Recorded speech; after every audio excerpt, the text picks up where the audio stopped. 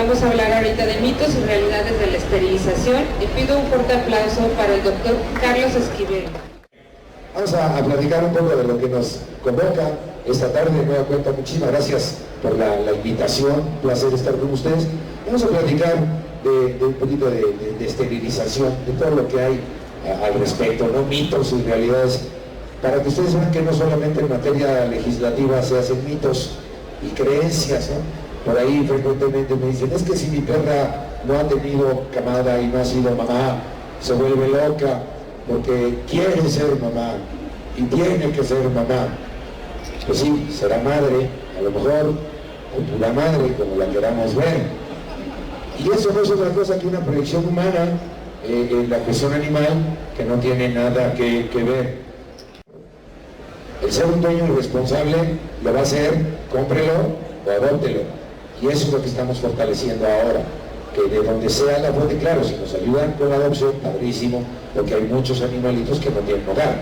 Pero si alguien quiere comprar un perrito y lo puede comprar, pues que lo trate igualmente bien y que lo maneje. Y en este sentido, aquellos ejemplares cuya función zootécnica no es la reproducción, se sugiere que sean esterilizados.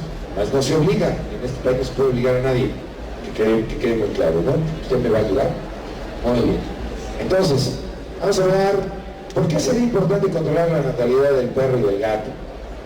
Yo creo que por muchas cosas. Ya no es posible ver esta situación que además desafortunadamente vemos frecuentemente. No, es inaceptable en el primer mundo, ¿no? Entonces, ¿qué es lo que ha pasado? Primero la siguiente. Se nos han reproducido sin control, ¿no? ¿Qué problemas? Pues básicamente al que muchos dicen salud pública, transmisión de enfermedades. Bien, pues sí, el perro como cualquier otro mamífero es un vector, transmite enfermedades. Nosotros también, nosotros contaminamos al cerdo con cisticercos, fíjate nada más. Si conocemos el ciclo biológico de la cisticercosis, el causante número 1 es el humano. Le hemos dicho a las autoridades, rabia, está bien, lo hemos hecho bien, hay una norma oficial de control, pero hay otras enfermedades también transmisibles, leptospirosis, brucelosis, toxocariasis, muchísimas otras que también tenemos que voltear a ver, así como nosotros también tenemos que cuidar nuestra salud para no contaminar a los perros. La salud del humano es la misma que el humano, que la salud animal. Ya lo vieron con la doctora Enedina, que la terminología psiquiátrica es la misma la del ser humano que la de los animales. Lo mismo pasa en materia de salud pública. Por supuesto, habrá enfermedades específicas del ser humano y enfermedades específicas de los perros y los gatos. Un animal saludable garantiza un humano saludable y viceversa. Pues obviamente queremos prevenir estos riesgos. Pues esta foto me encanta, no es mía, es de internet, pero creo que no se necesita un postdoctorado para entender que esto no va a pasar, que tiene que ser el propietario el que tiene que recoger el trofeo. Se tiene que entender así. Bueno, pues no pasa. Hemos avanzado mucho, sí, pero bueno, todavía falta mucho por hacer. La fauna endémica, pues obviamente estos animalitos que viven en la calle, pues hacen su ciclo biológico, son depredadores, tanto perros como gatos, y pues fauna endémica, zarigüeyas, por ejemplo, se han visto disminuidas de forma muy considerable, porque si estos animalitos no logran hacerse de alimento, pues buscan el alimento en la zona. Ciudad Universitaria es un ejemplo. Teníamos una buena cantidad de esta especie, ahorita ya la vemos con menos frecuencia, en menos cantidad, y luego hemos visto perros pues almorzándose las crías o los propios padres en este sentido, ¿no? Por supuesto también accidentes automovilísticos. Ahorita estamos lanzando una campaña también para educar rescatistas. Vamos a generar el rescatista responsable, porque no falta el que ve un perro en desgracia, el gato en desgracia, se para en plena vía pública, arriesga su vida, arriesga la de los demás, no sabe cuál es el estado de salud de ese animal, no trae guantes, no se pone lentes, no se pone un mandil, una frazada específica para cargar al perro. Y ahorita hemos visto casos incluso de gente que fue picada por pulgas de gato con bartonelosis, y la bartonelosis deja cierre al humano. Entonces, cualquiera de ustedes que seguramente va a reconocer su labor por rescatar un animal en desgracia, que bueno, que a lo mejor llevan esa pulguita y pica a alguno de sus hijos o a su abuelito y lo deja ciego. Entonces hay que poner en una balanza que se puede hacer, pero tenemos que hacerlo responsablemente, con capacitación, con conocimiento, porque no todo, actualmente ya no todo es romántico ni nada más es puro amor. Esa es una parte. Está la otra parte, que es ciencia, y tenemos que empezar a buscar un equilibrio en ambas cosas para no encontrar posiciones radicales, sino que se haga con conocimiento de causa, ¿no? Y por supuesto esto, que va a estar en un foro internacional donde desgraciadamente en México no nos consideran con una filosofía de protección animal, nos consideran con una filosofía de colección animal, así lo dijeron.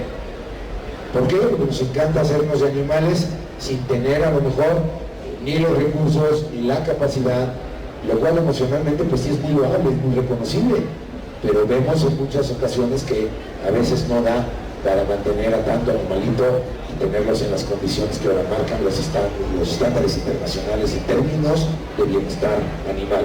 Y aquí viene otra premisa, no se nos olvide, México acaba de ser seleccionado como organismo colaborador de la Organización Internacional de Sanidad Animal, y eso nos exige por código internacional tener legislación en materia de bienestar animal.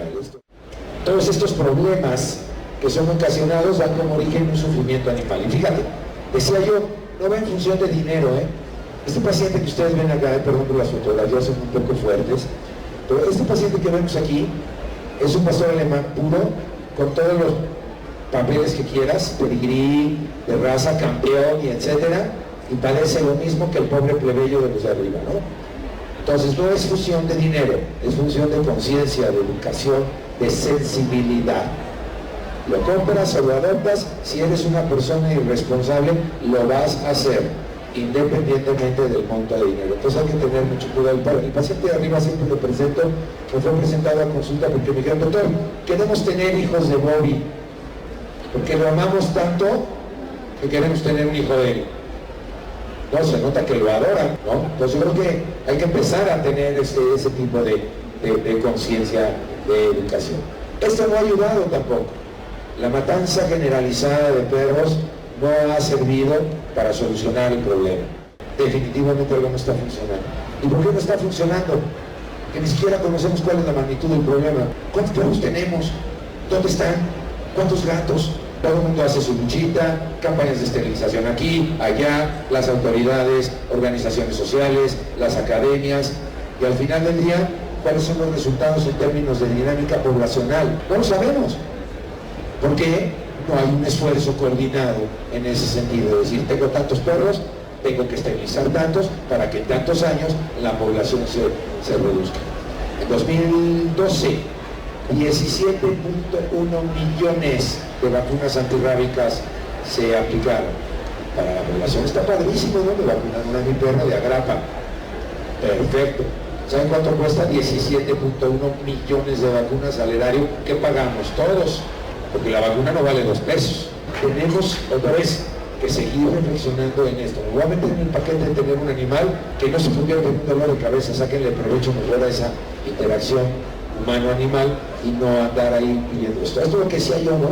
Me encanta esta caricatura, de verdad me gusta mucho. Y me gusta mucho además por simpática el conejo bastante ávido de la reproducción, porque nos refleja el problema.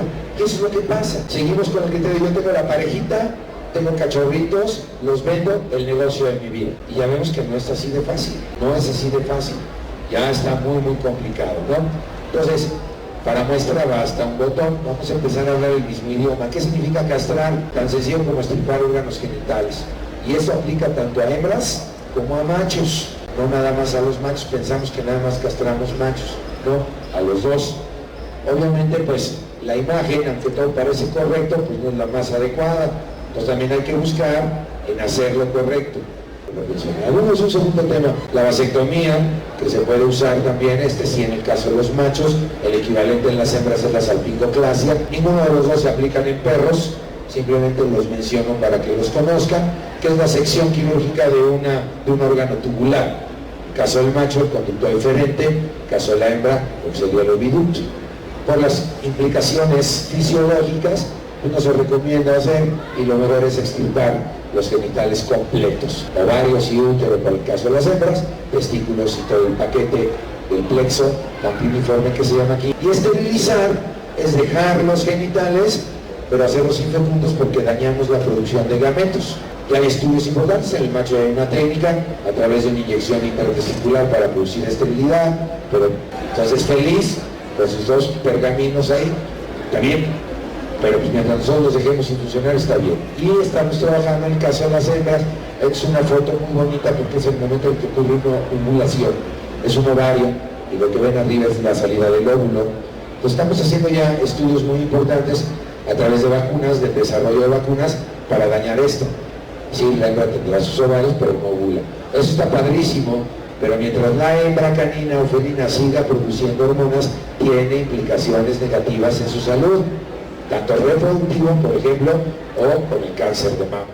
Este término me encanta, fíjate, en 1998, 17 de mayo precisamente, por eso me acuerdo, mañana cumplimos esto, se me ocurrió dar una plática que se llamó Mascotas, Capricho o Responsabilidad.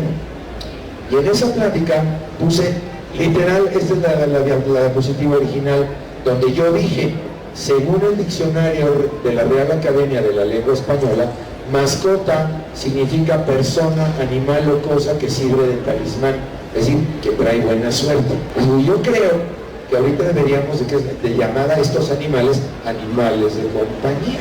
Sabemos, el 80% de las personas adquieren un animalito por impulso. Navidad, Día de Reyes, Día del Niño, seguimos pensando que son objetos, que son juguetes, que son cosas, y a las primeras de cambio, ¡pum!, a la calle. O si bien no va a alguna asociación de protección animal, pero la mayoría en la calle. Nuestros centros de adopción nos han comentado que más del 60% de los perros recogidos muestran evidencia clara de que estuvieron en una casa. Traen la plaquita, traen el collar, la sociabilización por supuesto es evidente, incluso hasta características de pureza racial o de alguna mezcla de raza, ¿no? Entonces, ¿qué es lo que pasa? ¿Cómo estamos trabajando ahorita? Hay que cambiar la personalidad, yo digo la personalidad y la gatonalidad jurídica. ¿Saben cómo se considera ante la ley mexicana? Bienes semovientes, cosas que se mueven. Entonces, si tú te metes en un problema con un perro y un gato, te van a demandar y lo único que te va a decir, pues, pague el perro o el gato. Se acabó. Además de los 2 artículos ya reformados del Código Penal actualmente por maltrato. Pero independientemente de eso, la sanción es pecuniaria, es de dinero, son cosas. ¿Okay? Entonces, cuando logremos cambiar eso, una cosa no es sujeta de derecho, lógicamente. Y miren que no soy abogado, pero ya con todo este rollo ya aprendí un montón de rollos. Entonces tenemos que ir trabajando en eso para dar esa justa dimensión de estos animales. No hay consenso en las familias. Alguien llega con el paquetito, el regalito, me lo dieron. Este es un estudio que se hizo en el 2007. Se encuestaron 25.500 hogares mexicanos distribuidos en el territorio nacional. La encuesta, ¿tiene usted animal? Sí, ¿y qué animal tiene? Respuestas, el 80% nos contestó, de esta muestra por supuesto, nos contestó que sí posee un animal, y de ellos casi 45% corresponde a perros, 13% a gatos, 15% a aves y un 28% nos dijo no tengo animales. En el 2006 la Secretaría de Salud comentó que se tenían aproximadamente 18 millones de perros en el país. La fecha de la conferencia de prensa, por si alguien quiere documentar esto, está en internet, 24 de marzo del 2006. Ahí está, oficialmente dicho por la autoridad sanitaria del país. Se dijo incluso literalmente, se vacunan más perros que niños. Entonces esto hay que empezarlo a ver de manera importante. O luego les preguntamos, ¿y por qué tienes al perro? Básicamente al perro, ¿por qué lo tienes? El 22% le encontró una función en específico, pie de cría, guardia y protección, deporte, etc. ¿Okay? Por eso no es tan importante tampoco y tan grave pensar en la crianza del perro. Es importante ver que poquitos que crían son los que nos tienen metidos en una bronca espantosa. que tenemos también que considerar esa clase. El criadero profesional son pocos, son gente muy selectiva en buscar perros, ¿no? Los venden perros, esa es otra cosa, ¿sí? Pero fíjate, el 78% nos dijo tener un lazo fuerte emocionalmente con estos animales, de los cuales el 67% contestó textual: lo considero un miembro más de mi familia. El 11%, yo no tengo hijos, es como un hijo para mí, así no lo dije. Entonces esto nos habla pues, de la cantidad de ejemplares. El 30%, ahí está la distribución, se considera copropietario con control de sus actividades, de los animales por supuesto. Otros tienen control parcial, es el sobovino, ¿no? Que es el perro comunitario, que es el que está en la vecindad, en el barrio, todo el mundo le da de comer, todo el mundo lo cuida, a lo mejor lo presentan a vacunar o a esterilizar, pero sigue en la calle, propiciando todo lo que vimos al inicio de esta plática, ¿no? Los ferales, que es realmente el perro natural, eso es el 40%, ¿no? Ahora bien, en 1994, la Organización Mundial Panamericana de la Salud dijo que estos perros que andan en la calle no se generaron todos en la calle, un buen grupo de ellos sí, pero no todos. Y entonces, con esta situación de que más bien son echados a la calle, ¿no? Le llamaron perro de dueño irresponsable, en lugar del apelativo perro callejero. Ese todavía no ha pegado tanto, pero ese no lo dije yo, lo dijo la Organización Panamericana de la Salud. Perritos que fueron separados de su madre a muy temprana edad, por lo tanto no completan su periodo de socialización biológico, que esto ocurre en las primeras 14 semanas para el caso del gato, 12 o un poco más también para el caso del perro. Ese es un perro problema seguro. Se orina en todos lados, destructor, mordelón, desobediente. Como alguien no está de acuerdo, destruyó las cortinas persas de mamá, lo más fácil es a la calle. Y eso es lo que está pasando, está perfectamente medido. Entonces estamos ahora favoreciendo ese consenso de la familia. Este es el dato oficial de la Secretaría de Salud.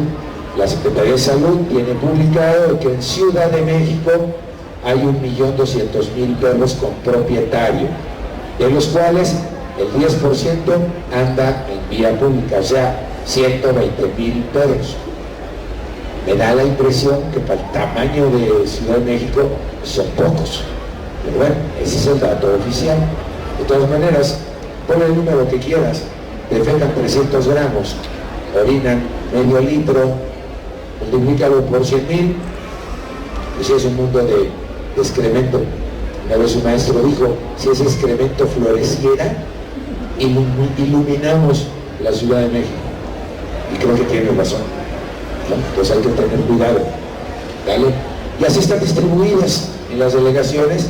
En las 16 delegaciones ustedes ven la proporción personas-perro, casi 6 personas por un perro en las delegaciones. Este cuadrito no me dice mucho, pero desglosando la información podrán ustedes observar que las delegaciones con mayor concentración de perros en vía pública es Iztapalapa, Gustavo Amadero, también Xochimilco y Tláhuac.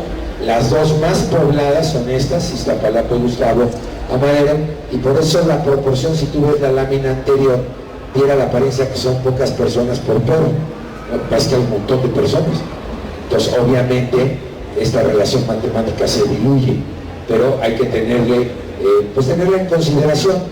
Y este es un ejercicio muy padre, porque también he visto por ahí en redes sociales de que una pareja de perros puede producir 70.000 perros y unos datos así estratosféricos.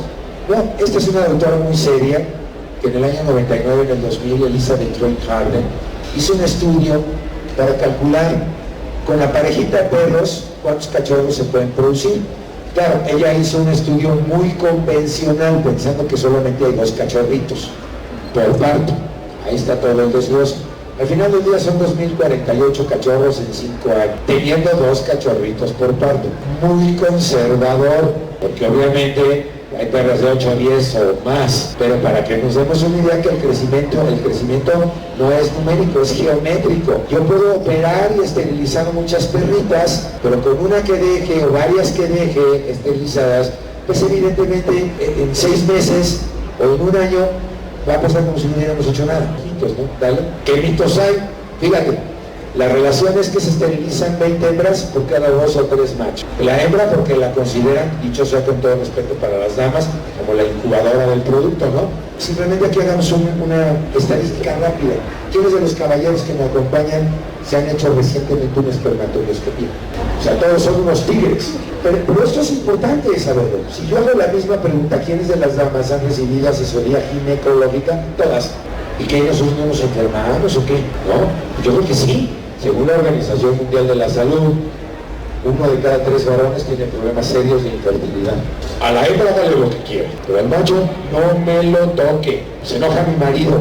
Y yo siempre digo, una cosa es creer en algo, todos tenemos la libertad en lo que creer lo que se nos pegue la gana, ¿eh? Y eso es muy legítimo y es muy válido, pero eso es un acto de fe. Por otro lado, está la ciencia. La ciencia no son actos de fe. La ciencia es conocimiento, y el conocimiento empodera, y el conocimiento disipa mitos, creencias, leyendas urbanas. Creen que la esterilización genera problemas en lugar de beneficios, ¿no? Pero entonces, yo creo que sí tenemos que ponerle el dedo en el renglón a la educación. Y a veces nosotros mismos, cuando nuestros hijos nos preguntan sobre aspectos de sexualidad, de reproducción, nosotros mismos decimos, ¿y ahora qué le digo? ¿Qué le dices? Lo que le tienes que decir. Pero nos cuesta mucho trabajo, créanmelo, expresarnos en esto, ¿no? Entonces cuando queremos llegar a dar ciencia o educar, pues nos cuesta tanto trabajo. Vean esto, machismo, y así es. Lo que estábamos diciendo, el macho no se enferma, esta no es mía, esta le dio la vuelta al mundo, ¿no? Tiene, sí, es el dedo violento, ¿no? Creo que la imagen es más que elocuente, por eso la seleccioné, tuvo un premio incluso esta fotografía. O sea, esto es inaceptable, esto ya no puede ser, ¿no? Y se sigue pensando, que decía yo, que los testículos son las joyas de la familia, ¿no? Todo el mundo los cuida y los protege, está bien, pero si te los van a quitar no te va a pasar nada, ¿no? Entonces, no digo malos humanos, prefiero el caso de ustedes. Entonces, obviamente, ¿qué técnicas tenemos?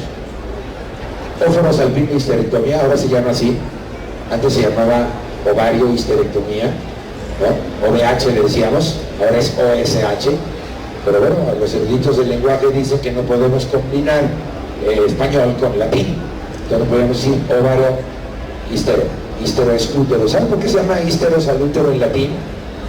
¿Saben cómo curaban la histeria los romanos? Y le quitaban la matriz a las mujeres. Por eso se llama histeroúteroectomía, retiro de... Se equivocaron, con todo respeto, ¿eh? La histeria no viene de la matriz. Eran las hormonas las del problema, ¿no? Porque eso también está documentado. La testosterona, por ejemplo. O, ¿saben cómo prevenir la rabia?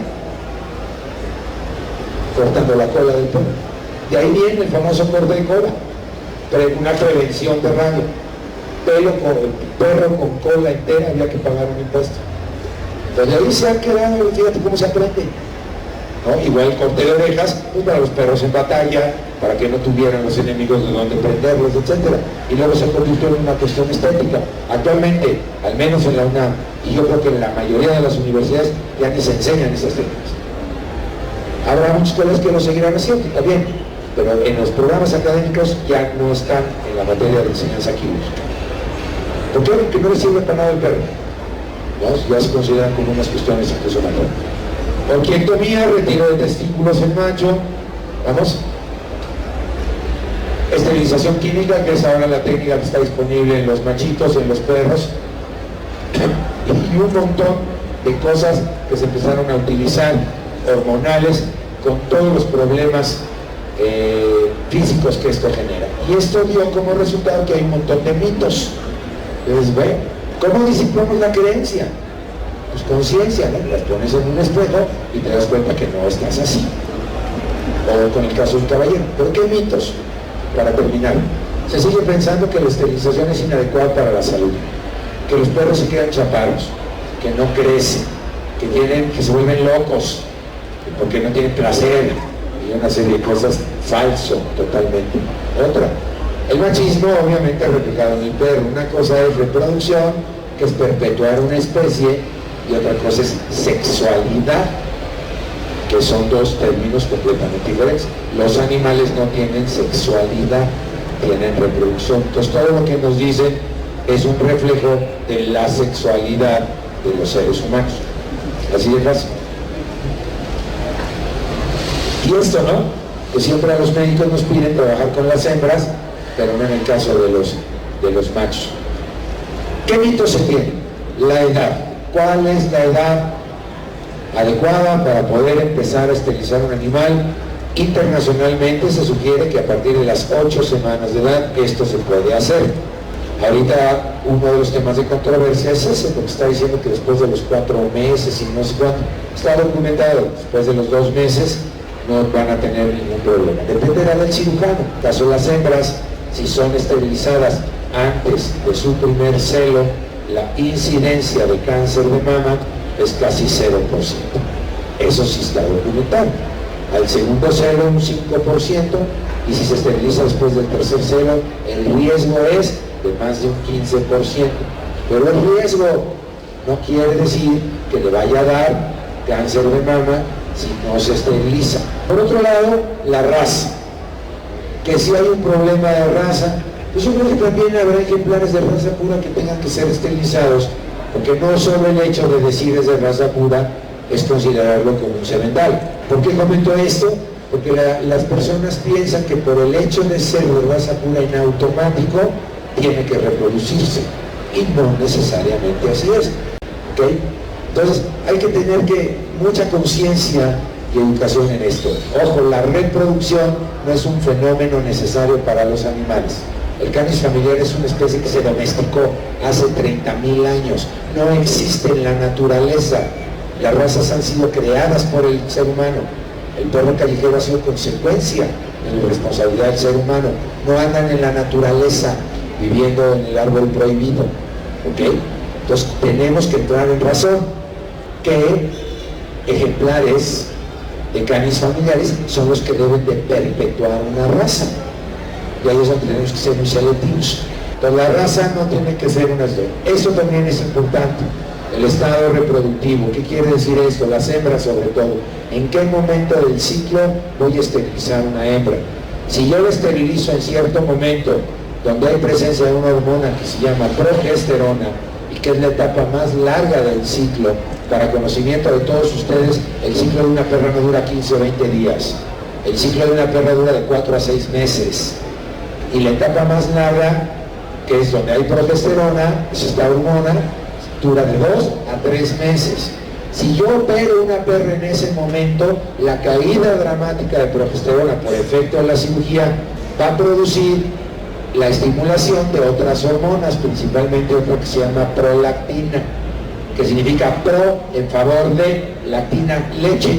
Entonces Fifi, una semana o 2 semanas después de haber sido intervenida, va a tener la mama de este tamaño produciendo leche, y tú como propietario vas a estar colgado del techo queriendo castrar al médico que la operó. Es decir, salió peor el caldo que las albóndigas. La traje a esterilizar y ahora está llena de leche. Ahora ya le sabes explicar, pero si no le sabes explicar, le dices, bueno, rétela a un estado. Entonces, ¿qué nos hace falta? Educación, información. Dale.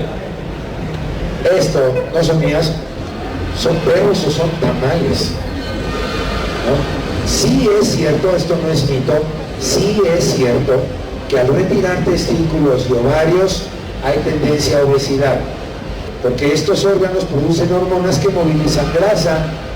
Cuando yo le quito estos órganos, la grasa no se moviliza, entonces se acumula. Además de que hay individuos que son tendientes a ser obesos, como nos pasa a todos. Hay tendencias individuales, y aquí comparto con ustedes otra reflexión. No hay enfermedades, hay enfermos. Y una enfermedad puede manifestarse de manera muy diferente dependiendo de cada individuo. Pero a todos nosotros nos encanta medir a todos bajo la misma regla, bajo la misma óptica. Y no es así, y menos hablando de perros y gatos. ¿Ok? Entonces, dicho esto, la educación funciona. Muchas de las personas de la comunidad no hablan ni siquiera español. Imagínate tú llegar a estas comunidades y explicarle a estas personas que los perros no deben de andar sujetos. Vean el último grito de la moda en correas. el último grito de la moda en Rosales y el último grito de la moda en ambulancias. Entonces quiero decir, otra vez, lo práctico no necesariamente quiere decir que no seas cochino. Cuando estas personitas empezaron a entender el vínculo que tenía su animal con ellos, etcétera, etcétera, entendieron el mensaje. Ustedes no ven ningún perro, todos en la fila en orden, sujetos, los traen en carretillas. Este del bozal es una verdadera delicia, es para un premio Pulitzer. Es una chulada. Esta gente entendió, si tu perro es nervioso y es mordelón, ponle algo para que no muerda. Con todo respeto, la ley unitaria de la señora habla de una señora de realmente escasos recursos, pero tiene animales. ¿Por qué? Porque trabajan con ella, se van a pastorear, se van a las praderas. Este perro fue vaciadísimo, termino con eso porque yo no le hacía pensar que era un toro. Es que ven el nudo. o se iba a ir a esquiar la señora con el perro, no sé. El perro se llamaba Chicles y lo esterilizamos químicamente. Entonces estuvimos viendo estos perros, esterilizamos 10,000 perros para el estudio. Y esta es otra, ¿no?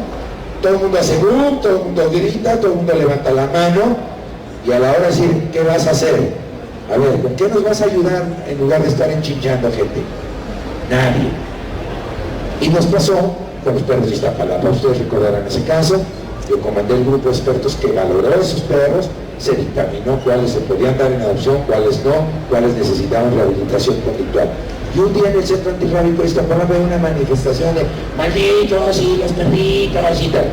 Nosotros habíamos dictaminado, así es que salimos y les dijimos, perfecto, qué bueno que están aquí, ya hay una gran cantidad de perritos que se pueden ir en adopción, pásenle, recojan a su perro, ¿quién se lo lleva? En 10 minutos la manifestación ya no existía. La parte emocional a lo mejor está presente, pero a la hora de la acción, nadie. Y hay muchos, así es que si aquí alguien quiere adoptar perros, órale, como va. ¿Ok? Y errores de que no, doctor, no me opere a mi perra porque me sale muy caro, prefiero inyecciones, presentan este tipo de cosas. Hiperplasia mamaria se llama el terminajo médico. Para los que no son médicos, las glándulas, las mamas se llenan de bolas. Les voy a presentar un video. Entonces, lo que van a ver ahorita es que estos médicos que colaboraron regalándome este video, pues les llamó mucho la atención porque al operar a la perra, esa tripa que ven ahí afuera es el útero, y si alcanzan a ver, está llena de bolitas. Se llaman quistes del perimetrio, o sea, de la capa más externa de la matriz, o de la serosa, la capa más de afuera, se forman estas bolitas. Digo, ahí el camarógrafo andaba pero estas bolitas se dan precisamente porque hay que seguir inyectando porras para que no tenga ciclo, para que no tenga celo. Y lo peor del caso es que te dicen, yo se lo he inyectado a quién sabe cuánta cantidad de animales y no les ha pasado nada. Pues no, porque no todo el mundo le anda viendo la matriz a esos pacientes, correcto. Y esto es lo que pasa. Entonces, esto se da por esas famosas inyecciones o por estos medicamentos que se utilizan cuando una perra va a parir. Este no es un video, vean cómo tenía la matriz este pobre animal. Evidentemente, esto además no da signos de mala salud. Son pacientes clínicamente sanos, pero este es un paciente que era un pie de cría y no lograba embarazarse. Entonces, al buscar la causa del por qué, encontramos esto. Pues introducimos una cámara de televisión al abdomen de un paciente. Esto se llama la paroscopia. Entonces, en lugar de hacerles unas heridas espantosas, nada más por un agujerito entramos al abdomen y empezamos a buscar la matriz. Ese tubo rosa que ustedes observan ahí, esa es la matriz. ¿Se alcanzan a ver las bolitas? Son exactamente los mismos quistes que vimos en el otro caso, nada más que el otro caso sí es con abdomen abierto. Aquí no, que es por la paroscopia, es una técnica de menos invasión y además tiene muchas ventajas, porque bueno, ya descubrimos cuál era el problema de esta perrita, que también no podía quedar gestante. Obviamente estoy hablando de pies de cría.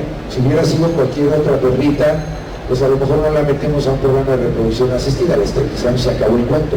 Pero aquí queríamos ver si podemos corregir el problema, y si se pudo, miren, se introduce una aguja por afuera, corregimos el quiste y además ya tenemos una muestra para mandar al patólogo con una recuperación fabulosa. Pero encontramos también otras perritas en la vagina, por ejemplo. A la hora de introducir la cámara en la vagina, nos encontramos todas esas masas. Los patólogos dicen, una masa es una bola, hasta que el patólogo me demuestre lo contrario, para ver si no es un tumor o un cáncer. Esto es lo que en las mujeres se llaman miomas. En animales se llaman leiomiomas. Es un tumor del músculo liso de la vagina que depende de hormonas. Nos hemos dado cuenta que la educación es muy importante, la información también. Yo les sugiero, si van a usar redes sociales, úsenlas, de verdad son maravillosas, pero localicen bien las fuentes de quien está publicando esto, porque todos nos metemos al polvorín y la información no es precisa. Yo siempre he usado estas frases, la estrené por primera vez en 1984, que dice: el médico cura por lo que sabe, no por lo que desconoce.